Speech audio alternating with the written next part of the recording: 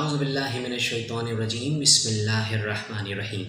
معزز خواتین و حضرات، السلام علیکم ورحمۃ اللہ وبرکاتہ۔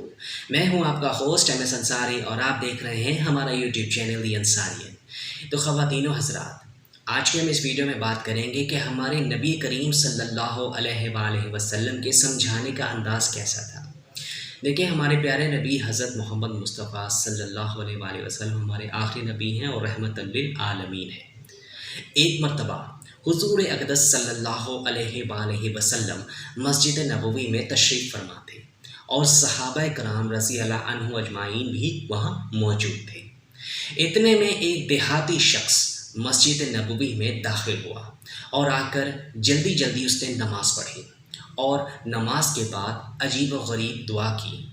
اس دیہاتی نے عجیب و غریب دعا کی کہ اللہم ارحمنی و محمد ولا ترحم معنا احدا، یعنی کہ اے اللہ مجھ پر رحم فرما اور محمد صلی اللہ علیہ وآلہ وسلم پر رحم فرما اور ہمارے علاوہ کسی پر رحم نہ فرما۔ جب حضور اقدس صلی اللہ علیہ وآلہ وسلم نے اس کی یہ دعا سنی تو فرمایا کہ تم نے اللہ تعالیٰ کی رحمت کو بہت تنگ اور محدود کر دیا کہ صرف 2 آدمی پر رحم فرما اور کسی پر رحم نہ فرما، حالانکہ اللہ تعالیٰ کی رحمت بہت وسیع ہے۔ تھوڑی دیر کے بعد اسی دیہاتی نے مسجد کے صحن میں بیٹھ کر پیشاب کر دیا۔ صحابہ کرام رضی اللہ عنہم نے جب یہ دیکھا کہ وہ مسجد میں پیشاب کر رہا ہے تو صحابہ کرام رضی اللہ عنہ اجمعین جلدی سے اس کی طرف دوڑے اور یہ قریب تھا، یہاں تک کہ بات آ گئی تھی کہ اس کے ڈانٹ ڈپٹ شروع کر دیتے۔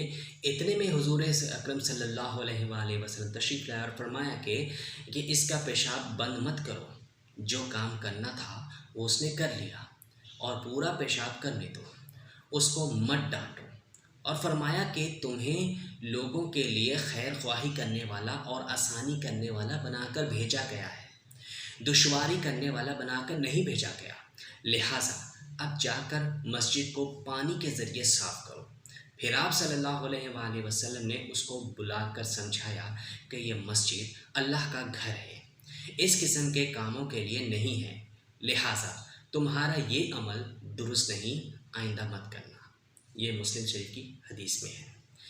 تو یہ تھا نبی کریم صلی اللہ علیہ وآلہ وسلم کا انداز، کس قدر انداز اچھا تھا۔ حالانکہ آج کل کے لوگ اگر ہم دیکھیں کسی کو بھی ایسا مسجد میں کرتے ہوئے تو ہم لوگ اس کو مار پیٹ پر بات پہنچ جائے، لیکن ہمارے نبی کریم صلی اللہ علیہ وآلہ وسلم نے اس کا کام پورا کرنے دیا۔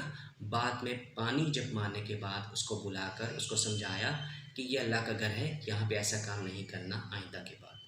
تو میں امید کرتا ہوں آپ کو آج کی میری ویڈیو پسند آئے گی۔ ویڈیو پسند آئے تو اس کو لائک کریں، اپنے دوستوں کے ساتھ ضرور شیئر کریں اور کمنٹ سیکشن میں اپنی رائے کا اظہار ضرور کریں اور ہمیں بھی بتائیں کہ آپ کو ہماری ویڈیو کیسی لگی۔ تو اب ملاقات ہوگی آپ سے نئی ویڈیو میں، تب تک کے لیے اللہ حافظ، اپنا بہت سارا خیال رکھیے گا اور ہمیں اپنی دعا میں ضرور یاد رکھیے گا۔ جزاک اللہ خیر، السلام علیکم ورحمۃ اللہ وبرکاتہ۔